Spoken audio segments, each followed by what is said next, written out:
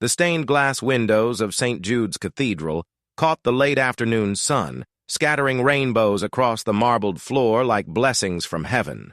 But inside Lauren Mitchell's chest, nothing felt sacred. Her heartbeat thudded with such force she could hear it echo in her ears, louder than the organ, louder than the hush of 100 guests. Every eye was on her as she took the final step toward the altar. Her veil, a delicate heirloom piece from her mother, fluttered with each shaky breath.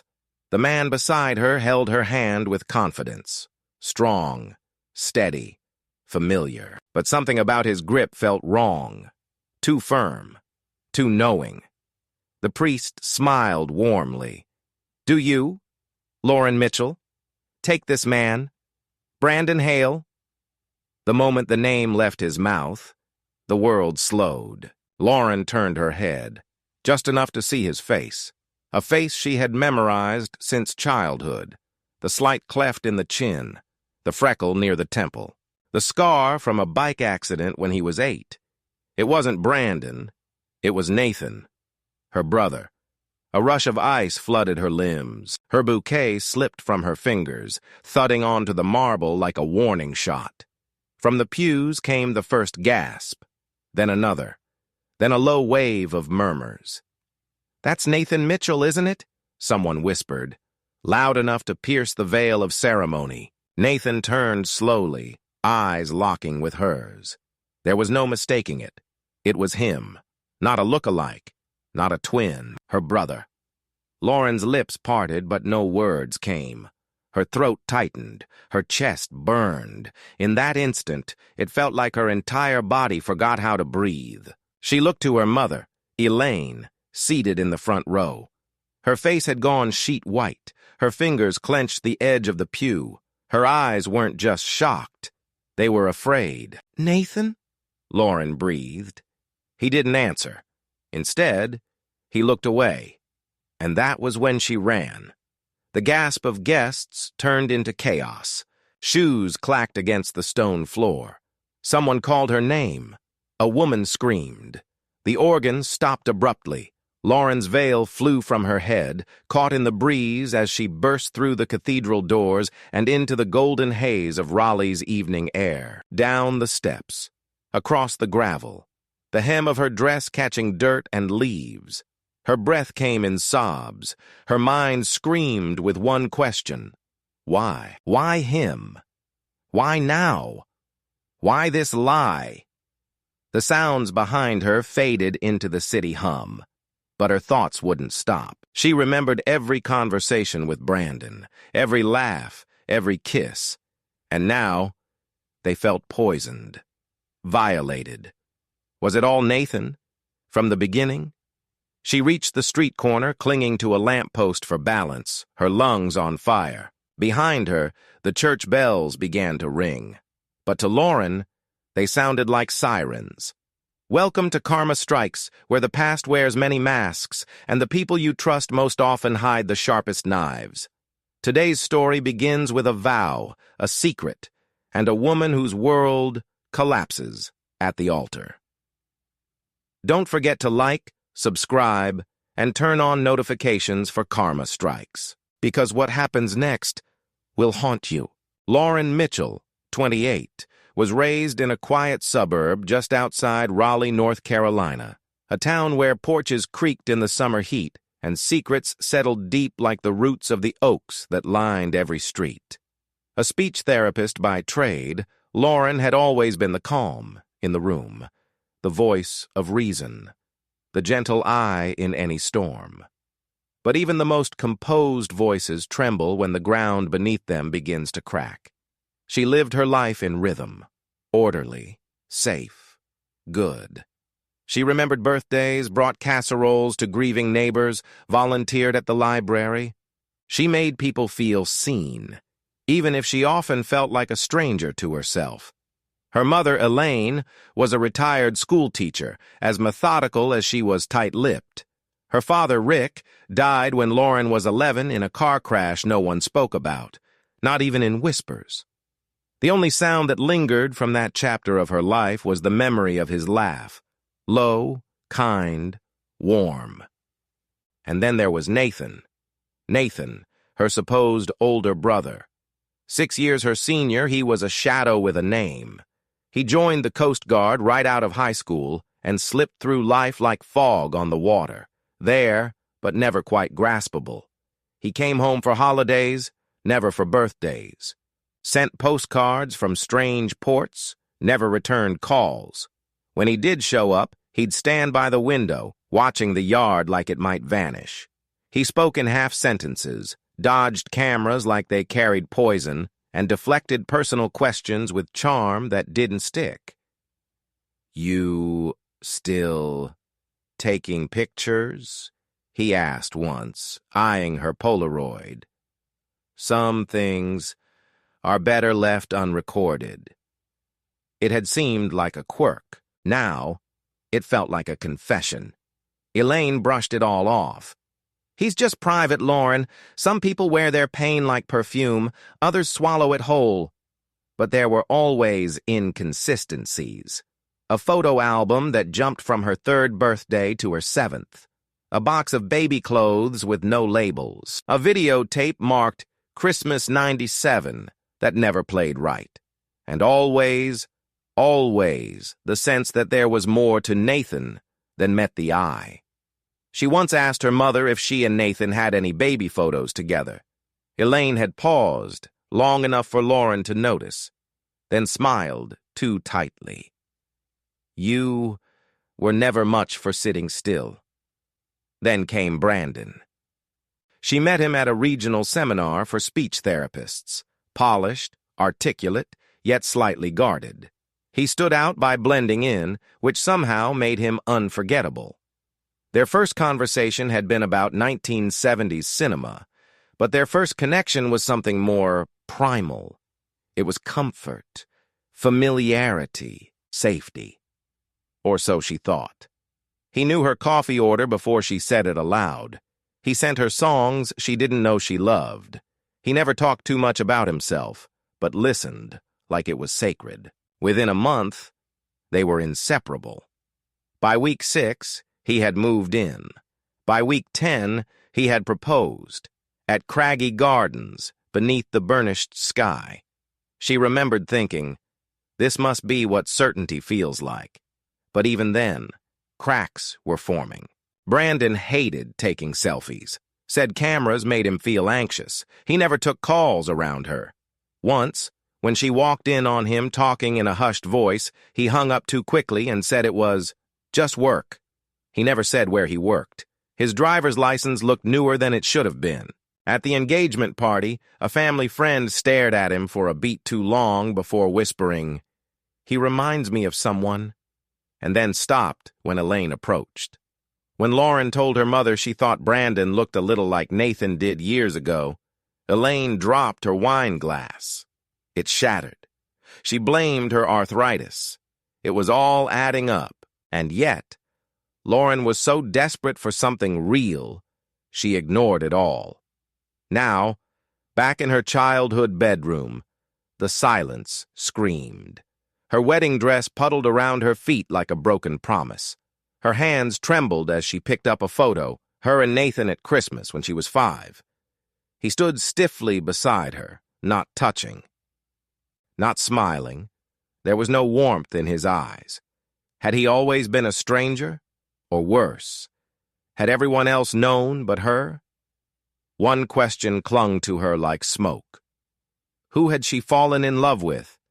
And what had he taken from her before she ever knew it was gone? Because the past wasn't just a memory, it was a map.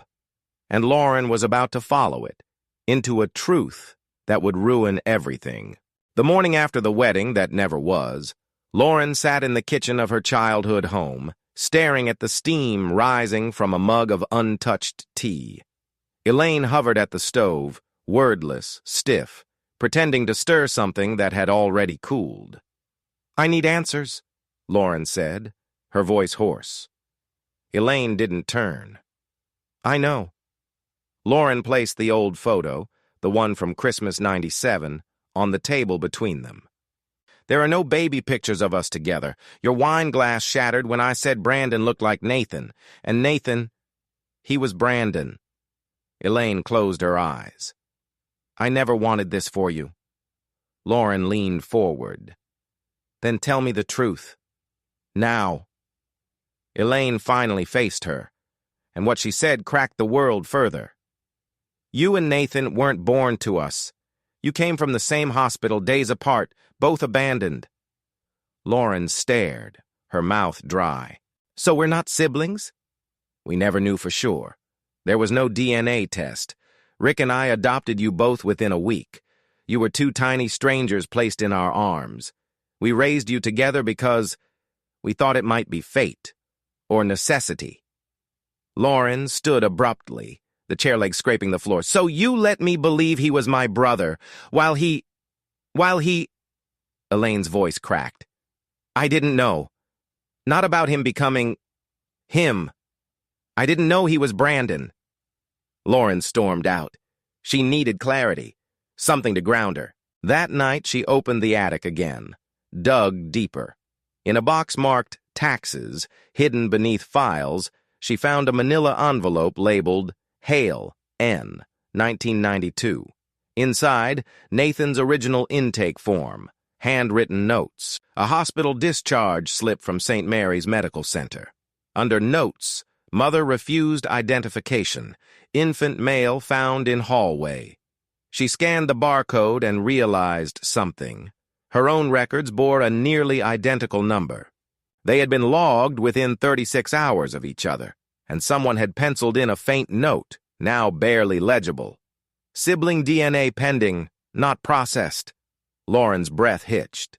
She took the papers and booked an appointment with a local attorney, Kelly Thompson, who also handled private DNA services. I need a full sibling test, Lauren said, voice steady. Between myself and Nathan Mitchell, also known as Brandon Hale. Kelly didn't ask questions. Results in 5 days. Those 5 days dragged like centuries. Lauren couldn't sleep. She replayed every moment with Brandon, his hands, his laugh, the way he said her name. And underneath it all, the same question pulsed. Was it love? Or was it something far more calculated? The results came on a Thursday morning. 0 biological relation. Lauren collapsed onto the floor, the paper still in her hand. Relief tangled with betrayal. They weren't siblings, but that didn't make what he did okay, because Nathan had known. She was sure of it. She opened her laptop, searched his email history, old texts. He'd used multiple aliases, burner numbers. One lead took her to a PayPal transaction labeled TGS Security Services. Another to a P.O. box rented under the name G. Brandon Hale. He had built a false identity, carefully, methodically. The question was, why? That night she went through an old hard drive, one she hadn't touched in years. There, tucked between old college essays and photos, was a folder marked Dad. Inside, a video. It was from 1996. The quality was grainy. Rick sat at a dining table holding baby Lauren. Nathan toddled nearby, but then Rick looked directly into the camera. If you're seeing this, he said, it's because the truth caught up to us. They were never supposed to find each other. Lauren dropped the laptop. Her heart thundered. The screen blacked out, but she couldn't stop there. She couldn't breathe unless she knew everything. She stayed up that night rewatching the video again and again, pixelating it frame by frame. In the background, there was something she hadn't noticed before, a shadow moving past the hallway, someone unseen. She paused the video, zoomed in, a hand, half visible, wearing a dark sleeve. Male, not Rick. The timestamp read, December 26th, 1996. The day after Christmas, the day after the photo in the album. Someone had been there, in the house, watching. She rummaged through Rick's old files and found a notebook tucked beneath a folder marked Legal. One page, torn from the center, was labeled Project Chiron. Underneath, a list of names. N. Hale and L. Mitchell were circled in red. Next to them, Phase 2. Divergence activated. Lauren blinked. Her skin crawled. Her father wasn't just a contractor. That was a cover. She searched online through old news archives, conspiracies, anything. One blog post mentioned Project Chiron, a rumored classified experiment in the early 90s involving behavioral pairing of abandoned infants for identity programming trials. Lauren's mouth went dry. She grabbed her phone and called Camille. "Camille, listen. My dad may have been part of some government-level psych study. I think Nathan and I were part of it. Maybe we weren't just abandoned. Maybe we were chosen." Silence. "Lauren, you're scaring me." "You think I'm not scared?" "They were never supposed to find each other, Camille. That's what the video said, but we did. And now everything's unraveling." Camille whispered, "Then keep going. Whatever this is, it's bigger than you and Nathan." Lauren stared at her laptop. The screen flickered back on. The file was gone, deleted. Someone was watching. She shut the lid, heart pounding. Her whole life had been a lie, and now even the records were vanishing. But she had the name, Project Chiron, and she would find the rest. Lauren sat alone in the public records office in downtown Raleigh, her laptop glowing faint blue in the dim light of the archive room. Her fingers trembled over the keys as she cross-referenced every known alias tied to Nathan, or Brandon, or whoever he was now. She had scribbled names, numbers, acronyms, places, but it always circled back to Project Chiron. She filed a Freedom of Information Act request, knowing full well it might be denied. Still, she had to try. In the meantime, she turned to the only clue she had, TGS Security Services. She drove 2 hours to the address listed on the transaction, a small warehouse complex outside Charlotte. It looked abandoned. The sign was rusted, the windows boarded. But Lauren had learned by now. What was visible rarely held the truth. She waited. At 11:17 p.m., a black SUV pulled into the lot. 2 men stepped out, one tall and lean, the other heavyset with a clipboard. They entered through a back door, using a code. Lauren got out of her car and crept closer. She pressed her phone to the keypad after they entered, recording the tone sequence. Then she waited again. When the SUV left an hour later, she tried the code, 2046. The light blinked green. Inside was no ordinary security office. Surveillance monitors lined the walls. One screen displayed archived footage. Lauren stared in horror. It showed her house from 2 weeks ago. She looked around. Files, cabinets. She rifled through drawers until she found a folder labeled Mitchell, L. Inside, surveillance logs, a transcript of her call with Camille, photos from her engagement, a printed screenshot of her DNA test results. She choked back bile.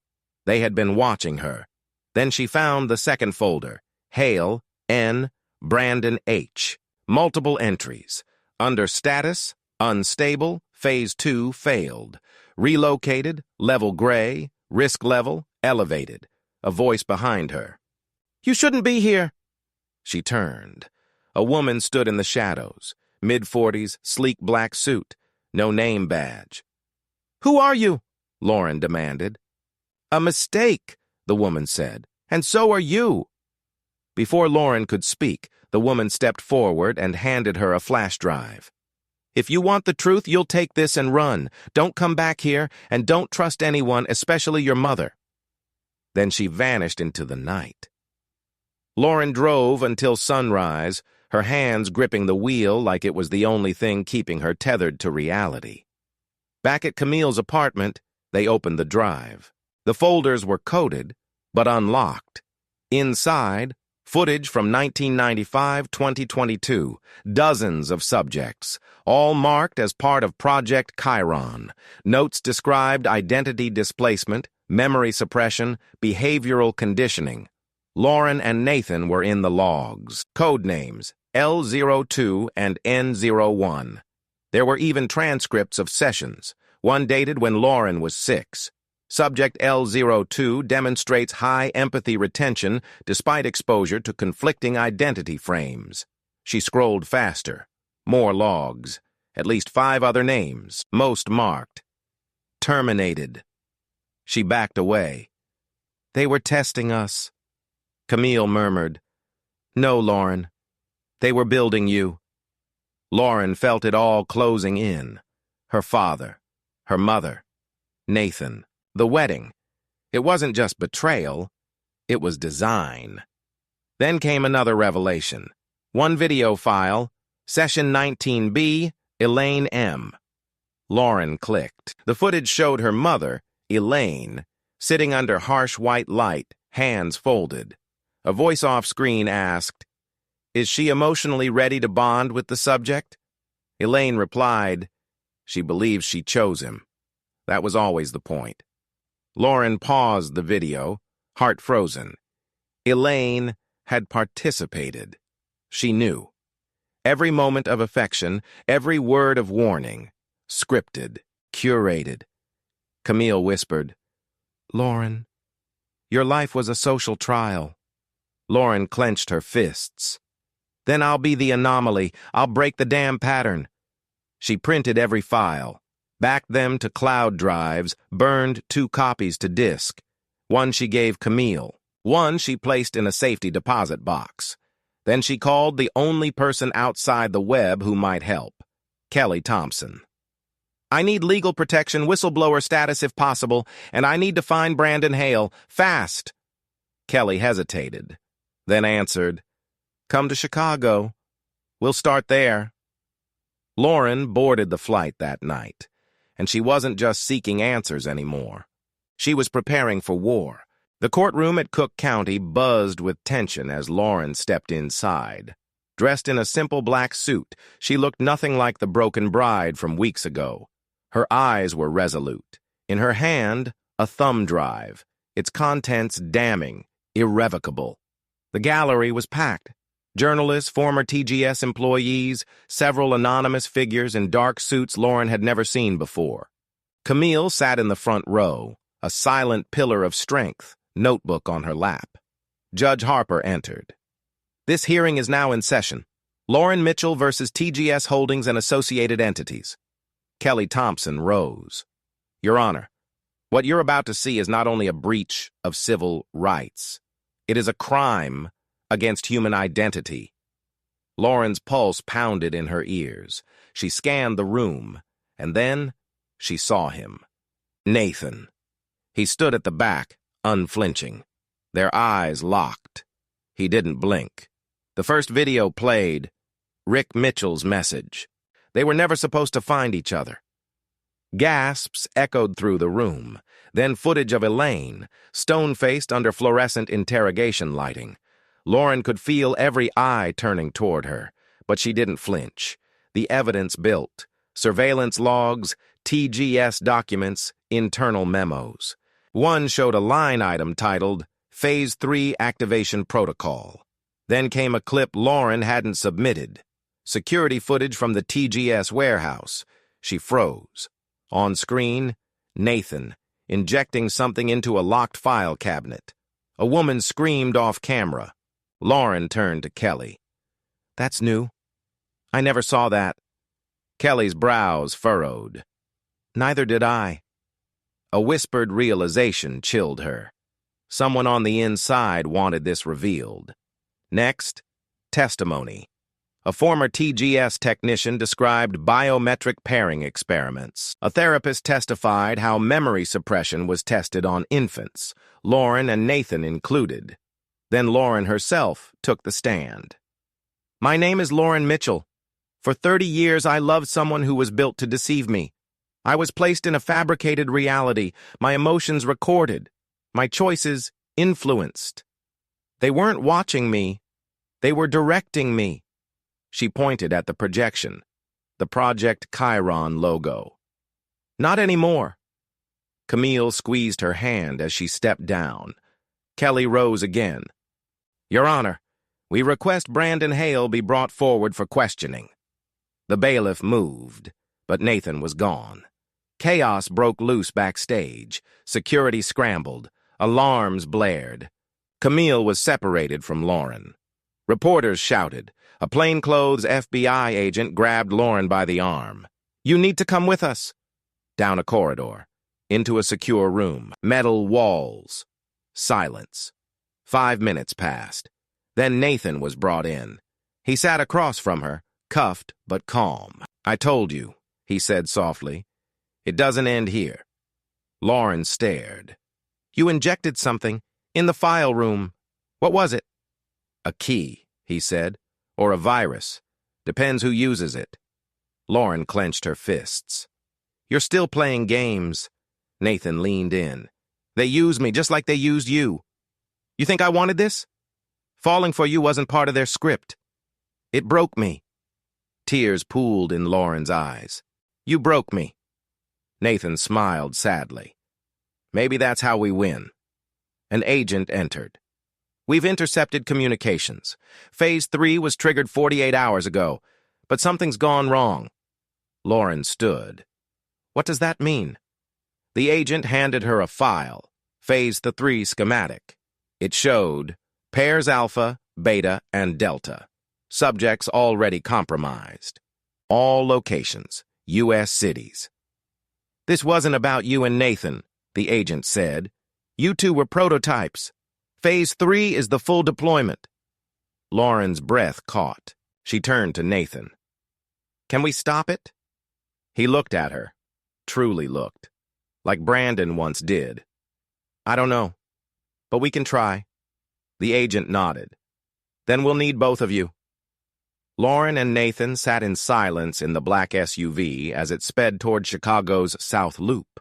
Their lives intertwined in betrayal, forged now in purpose. As they neared their destination, Lauren whispered, "This isn't justice.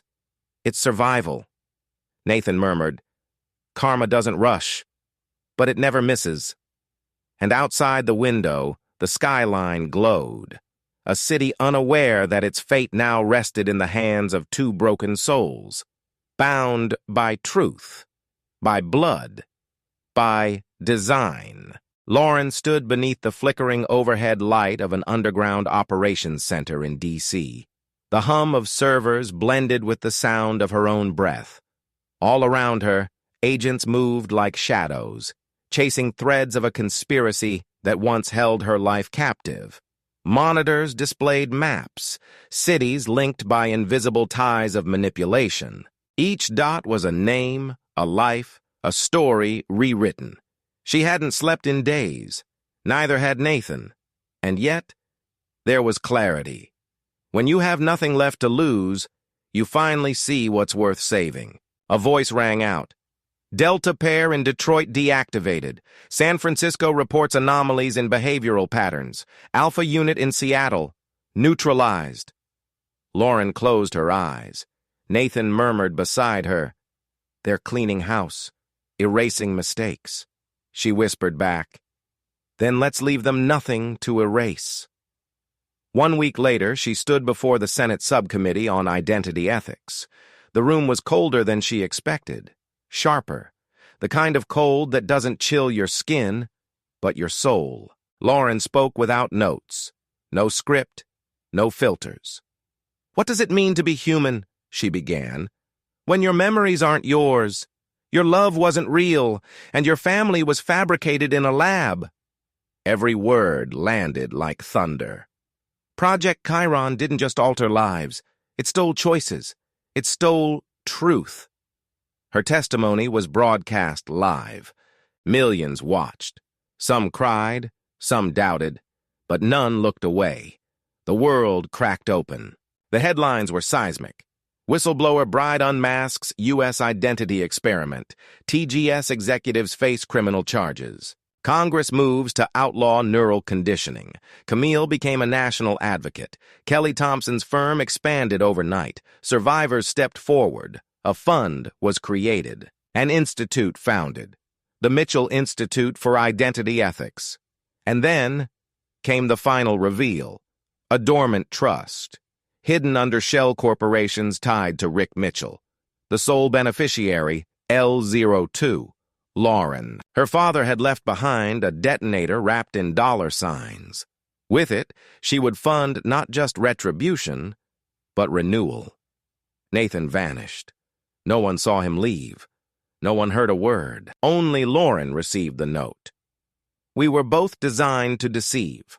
But you rewrote the code. If I ever come back, I'll bring truth or nothing at all. Every year on their non-wedding date, a white envelope arrived. No return address. Always a Polaroid. Always a different city. Istanbul, Kyoto, Havana, Lisbon. On the back, still watching, still free. Lauren kept them in a locked drawer, not out of longing, but as proof. Even ghosts can change. 2 years later, Lauren stood on the TED stage in New York. Her speech was titled, Reclaiming Self in a Manufactured World.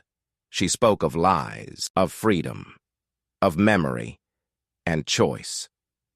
Karma, she said, isn't just a cosmic principle. It's the moment you choose not to stay silent. It's every time you choose truth, even when it terrifies you. A standing ovation. Later that night, Lauren walked alone along the East River. The skyline shimmered, but her mind was quiet.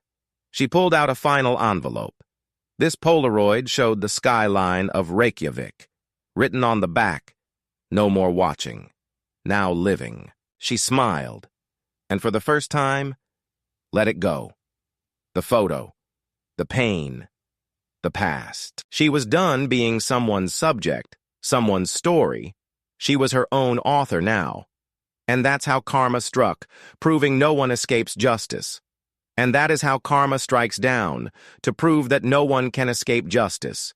If this story touched you, don't forget to like and subscribe to Karma Strikes. Share this video to remind someone that the truth, once uncovered, can never be silenced. And comment below. Have you ever questioned which part of your identity truly belongs to you?